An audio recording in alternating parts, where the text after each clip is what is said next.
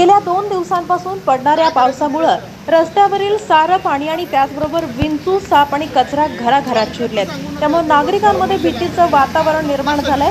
दक्षिण सोलापूरचे आमदार नगरसेवकांनी केलेल्या दुर्लक्षपणामुळे गेली 15 वर्षांपासून आम्ही या समस्यांना तोंड देत असल्याची संतापजनक भावना या प्रसंगी नागरिकांनी व्यक्त केली आहे। आम्ही 15 वर्ष झाले इथं राहतोय, पण इथे इतका ड्रेनेजचा प्रॉब्लेम व्हायला लागलाय।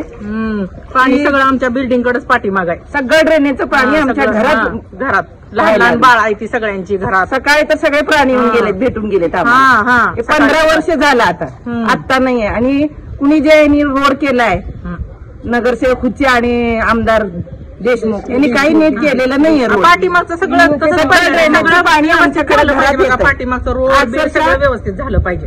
बरोबर करून जातात, बघून जातात, तर काहीच केलेलं नाही। सगळं पूर्ण आमचं सगळं ड्रेनेज व्यवस्थित केलं नाही। सगळे झाकणवर सगळं ड्रेनेजचं सगळं पाणी वर यायला लागलं। हे पावसाचं पाणी प्लस ड्रेनेजचं पाणी असा हा विभाग झालेला आहे। पण पहिला झाला पाहिजे पाठीमागच्या साईडचा।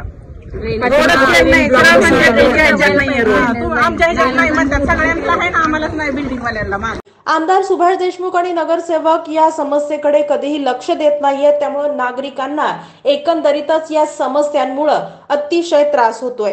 यावेळी राजकुमार बिराजदार, गणेश नेवरे, शिवानंद मैंदर्गी, राजू सरडे, नागेश बर्डे, वरुण सुर्वे, किरण सुर्वे, कोळी सर, पवार सर आणि गायकवाड सर यांनी तीव्र भावनेतून संतापजनक भावना व्यक्त केली आहे।